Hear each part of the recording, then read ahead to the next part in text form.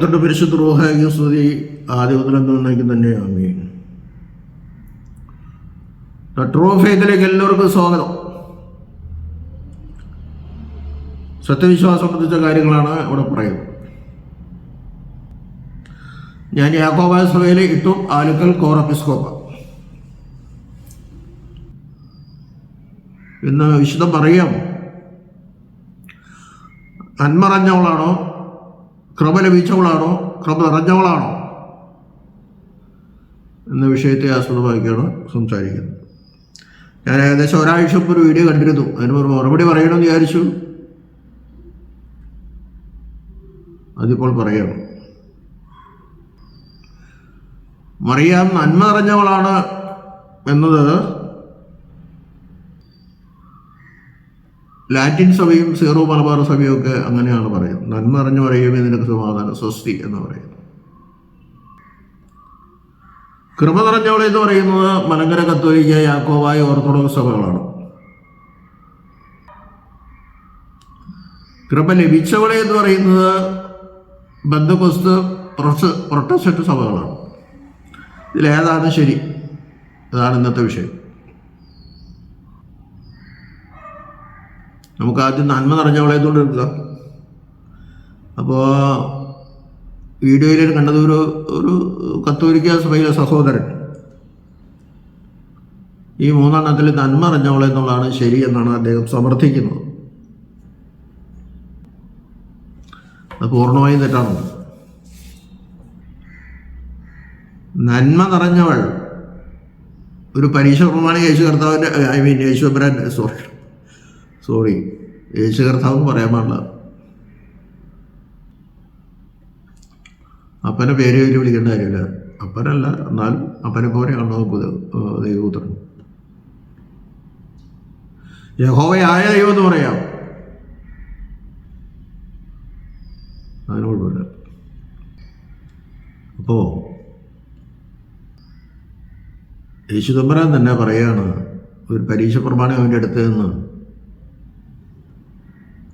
നല്ലവരായ ഗുരു എന്ന് പറഞ്ഞോളൂ, സ്വർഗരാജ്യം പ്രാപിപ്പം ഞാൻ എന്ത് ചെയ്യണം, നിത്യജീവൻ പ്രാപിപ്പം ഞാൻ എന്ത് ചെയ്യണം? നീ എന്നെ നല്ലവനെന്ന് വിളിക്കുന്നത് എന്ത്?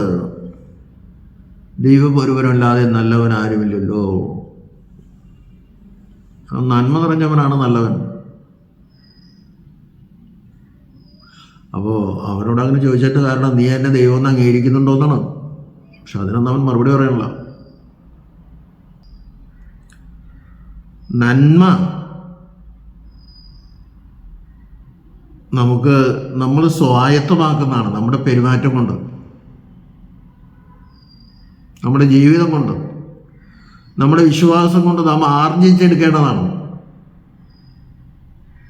ദൈവത്തിൽ നിന്നല്ല നമുക്ക് കിട്ടുന്നത്, നന്മയും കിട്ടുന്നത്. പക്ഷേ നന്മയും കൃപയും തമ്മിൽ വ്യത്യാസമുണ്ട്. അപ്പം നന്മ നിറഞ്ഞവളെ എന്ന് മറിയവനെ സംബോധന ചെയ്താൽ അവൾ ദൈവത്തിന് തുല്യമായിട്ട് വരും. ആ കാര്യം അദ്ദേഹം പറയുന്നില്ല. കൃപ നിറഞ്ഞവളെന്ന് പറയുന്നത് അദ്ദേഹത്തിന് വിഷമാണ്. അപ്പോൾ ആ കൃപ നിറഞ്ഞവളെന്ന് പറഞ്ഞാൽ അവള് തൃത്വത്തിലെ നാലാമത്തെ ആളാകും എന്നൊക്കെ അദ്ദേഹം പറയും. അത് ശുദ്ധാസംബന്ധവും തെറ്റുമാണ്. ഞാൻ പിന്നാലെ പറയാതെ. അപ്പം നന്മ നാം സ്വായത്തമാക്കുന്നതാണ്. ദൈവം ജനിക്കുന്നത് എല്ലാ സദ്ഗുണങ്ങളുടെയും ഉള്ളതിലുമാണ്. നന്മയുണ്ട് അവനിൽ, സ്നേഹമുണ്ട് അവനിൽ, സത്യം അവനിലുണ്ട്, എല്ലാ നന്മകളും അവനുണ്ട്. അവനാരും ആർജിച്ചു കൊടുക്കേണ്ട, അതൊക്കെ പിതാവിൽ നിന്ന് അവന് കിട്ടിയിട്ടുണ്ട്. നന്മ നിറഞ്ഞവളെ എന്ന് ചൊല്ലുന്നത് പൂർണ്ണമായിട്ടും തെറ്റാണ്. ഇനി അടുത്തത് കൃപ നിറഞ്ഞവളെ. വിശുദ്ധ ഗ്രന്ഥം നമ്മൾ നോക്കിയാൽ ലൂക്കോസ് 1:28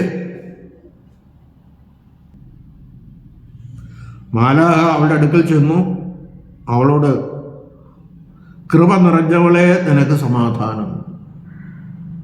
അതാണ് വിശുദ്ധ ഗ്രന്ഥത്തിലുള്ളത്. കൃപ നിറഞ്ഞവളെ നിനക്ക് സമാധാനം. കൃപ നിറഞ്ഞവളാണ് അവൾ. അപ്പോൾ അദ്ദേഹം പറയുന്ന കൃപ നിറഞ്ഞവളാകണമെങ്കിൽ ദൈവത്തിന് തുല്യനായിരിക്കണം, തൃത്വത്തിൽ നാലാമത്തെ ആളായിരിക്കണം. അതുകൊണ്ട് കൃപ നിറഞ്ഞവളെ എന്ന് പറയാൻ പാടില്ല. അപ്പം നന്മ നിറഞ്ഞവൾ അതിനേക്കാൾ കൂടുതൽ കുഴപ്പമുണ്ടാകണം. കൃപ നമ്മുടെ പ്രവർത്തനം കൊണ്ട് കിട്ടുന്നില്ല, ദൈവത്തിൻ്റെ ദാനമാണ് പൂർണ്ണമായി. നമുക്ക് അർഹതയില്ലാത്ത ഒരു അംഗീകാരവും ഒരു വരവും നമുക്ക് കിട്ടുന്നതാണ് ഈ കൃപ. കൃപ നിറഞ്ഞവളാണ് ശരി. കൃപ നിറഞ്ഞതുകൊണ്ട് ദൈവമാവില്ല. നോഹയ്ക്ക് കൃപ ലഭിച്ചു. ഇവിടെ കൃപ നിറഞ്ഞവളെന്ന് പറയുമ്പോൾ ആ കൃപ നിറഞ്ഞവൾക്ക് മാത്രമേ കൃപ നിറഞ്ഞ പുത്രനെ വഹിക്കാൻ സാധിക്കുള്ളൂ. അവളുടെ ഗർഭത്തിൽ ഈ കുഞ്ഞിനെ, കൃപ നിറഞ്ഞ മകനെ വഹിക്കുവാൻ കൃപ നിറഞ്ഞവൾക്ക് മാത്രമേ സാധിക്കൂ. കൃപ കുറച്ചിട്ടാൾക്ക് പറ്റില്ല. അത് ഓർക്കണം, അത് മനസ്സിലാക്കണം. ഇപ്പം ദൈവത്തിൻ്റെ രൂപത്തിലും ഛായയിലും മനുഷ്യൻ സൃഷ്ടിച്ചു. അവൻ രാജാവായിരുന്നു, പുരോഹിതനായിരുന്നു, പ്രവാചകനായിരുന്നു. പക്ഷെ ആദാം തൃത്വത്തിൽ നാലാമത്തെ ആളാണോ? ഒരിക്കലുമല്ല. വേറെ ഉദാഹരണം ഞാൻ പറയാം. വിശുദ്ധ ഗ്രന്ഥം യോഹന്നാൻ 17:23 വായിക്കാം. അവിടുന്ന് എനിക്ക് തന്നതായ മഹത്വം ഞാൻ ഇവർക്കായി കൊടുത്തു. ദൈവത്തിൻ്റെ മഹത്വം പങ്കുവയ്ക്കാനാണ് വന്നത്. ദൈവത്തിൻ്റെ മഹത്വം, നീ എനിക്ക് തന്ന മഹത്വം ഞാൻ ഇവർക്ക് കൊടുത്തിരിക്കുന്നു എന്ന് പറഞ്ഞുകൊണ്ട് ഈ 12 ശിഷ്യന്മാരും ദൈവങ്ങളാണോ? അങ്ങനെയാണ് ഭർത്താവ് ഉദ്ദേശിച്ചത്? ഒരിക്കലുമല്ല. നമുക്കൊരിക്കലും ദൈവമാകാൻ പറ്റില്ല. എത്ര പണിയെടുത്താലും പറ്റില്ല. ദൈവത്തെ പോലെയാകാം.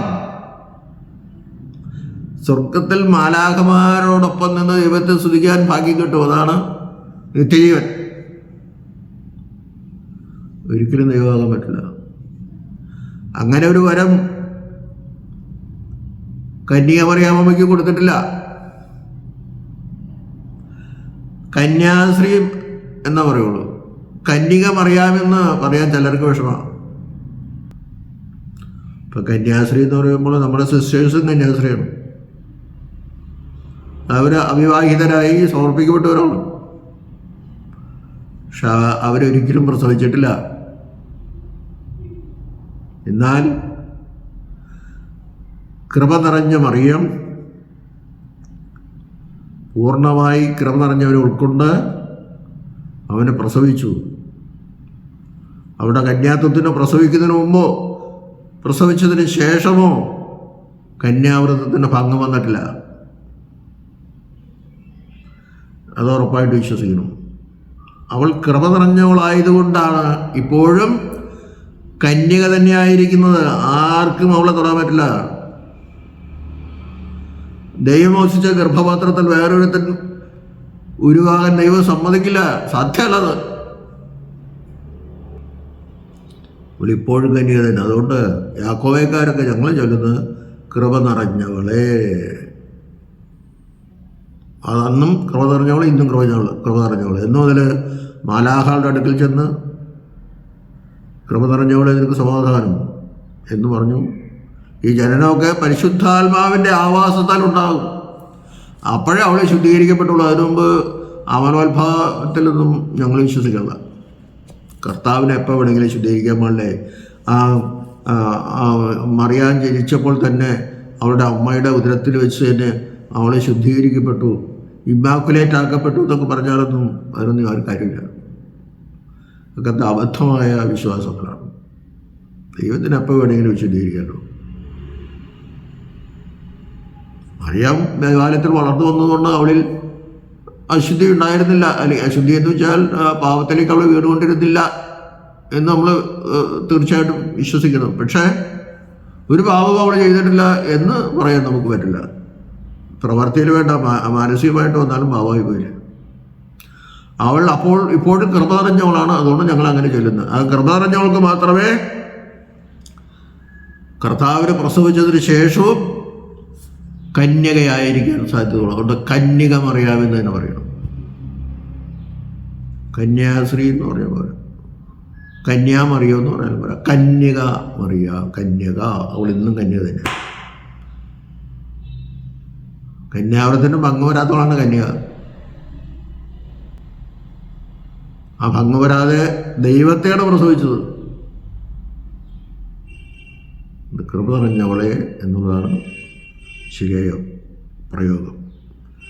ദൈവത്തിൻ്റെ മഹത്വം നമുക്ക് തരാമെങ്കിലും മഹത്വം തന്നവരൊക്കെ ദൈവങ്ങളല്ല. ഇതൊന്നും അദ്ദേഹം വായിച്ചിട്ടില്ല എന്ന് എനിക്ക് തോന്നി. ഇനി കൃപ ലഭിച്ചവളെ എന്ന് വിശ്വസിക്കുന്നതാണ് പ്രൊട്ടസ്റ്റന്റുകാർ, പെന്തക്കോസ്തുകാരൊക്കെ. കൃപ നിറഞ്ഞവളെ എന്ന് പറഞ്ഞു കഴിഞ്ഞാൽ ഈ കന്യാവ്രതത്തിന് ഭംഗം വരാതെ ഇരിക്കണമല്ലോ. അപ്പം കൃപ ലഭിച്ചു, അത് കഴിഞ്ഞ് അവൾ പോയി, അവിടെ കൃപയൊക്കെ പോയി. പ്രസവിച്ചതൊക്കെ ദൈവത്തെയാണ് സമ്മതിക്കേണ്ടതൊക്കെ. പ്രസവിച്ചു കഴിഞ്ഞാൽ പിന്നെ ഒരാളുടെ തള്ളിക്കളിയാണ്. അവൾ ഞങ്ങൾ വിശുദ്ധ പറയുന്നൊക്കെ പറയുള്ളൂ, അതൊക്കെ ശരിയാണ്.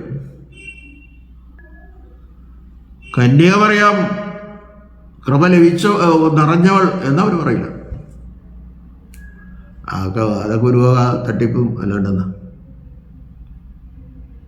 വലിയ പ്രശസ്തരായ പാസ്റ്റർമാരൊക്കെ അവർക്കുണ്ട്. ദൈവത്വവും മനുഷ്യത്വവും യോജിച്ചിരിക്കുന്നുവെന്നോ, ആ ദൈവ മനുഷ്യരിൽ കൂടി രക്ഷയുള്ളൂ എന്നോ, ദൈവവും മനുഷ്യനുമായവനാണ് ഭൂമിയിൽ കഷ്ടപ്പെട്ട് ത്യാഗം സഹിച്ച് മരിച്ചതെന്നോ,